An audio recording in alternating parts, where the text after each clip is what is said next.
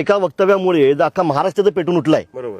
तर तू तुझं वक्तव्य मागे घेतलं पाहिजे असं मला वाटतंय. बघा, महाराजांपुढे माझं वक्तव्य किंवा महाराजांपुढे मी स्वतः कुठेच हे आपण कोणीच नाही. महाराजांच्या आपण नकाची पण सर आपल्या कोणाला नाही. बरोबर. जर महाराजांचं नाव घेऊन जर वक्तव्य किंवा आणखी काही पाठी घ्यायचं असेल तर त्याला मला त्या बाबतीत कुठलाही छोटेपणा किंवा त्यात माझं कुठलंही बाबा ही पाठीमागे आलो त्याच्यामुळे मला राग. तुम्ही एक लक्षात घ्या, महाराष्ट्राच्या मातीमध्ये असले सगळे किल्ले, आपल्या सगळ्यांची भावना आहे की बाबा ते महाराष्ट्रातले सगळे किल्ले हे छत्रपती शिवाजी महाराज, छत्रपती संभाजी महाराजांचेच आहेत. किल्ल्याचा मालकी हक्क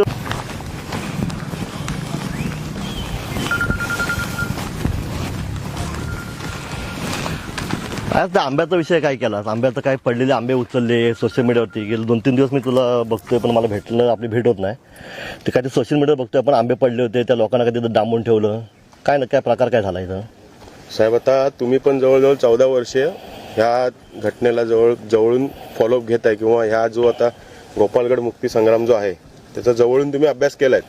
तर त्याच्यामुळे डांबून ठेवणे किंवा श्रेयवाद दाखवणे असा काहीच त्याच्यामध्ये उद्देश नव्हता.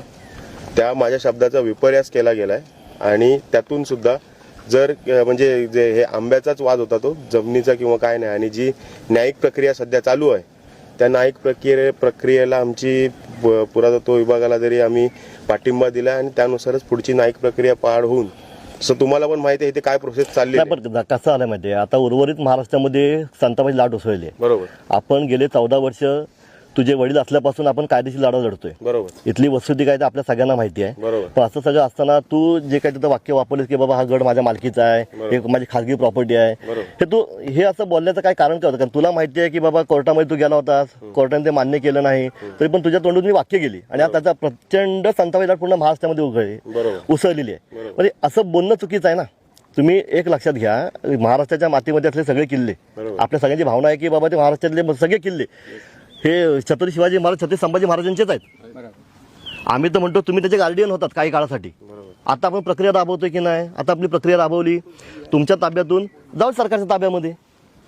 आम्ही वैयक्तिक तुम्हाला कधी हे केलं होतं, वैयक्तिक टार्गेट केलं होतं का? कधीच केलेलं नाही. किल्ला हा एकमेव विषय असा आहे की बाबा आमची सगळ्यांची भावना आहे की तो महाराजांचा आहे, छत्रपती संभाजी महाराज, छत्रपती शिवाजी यांचाच राहायला पाहिजे.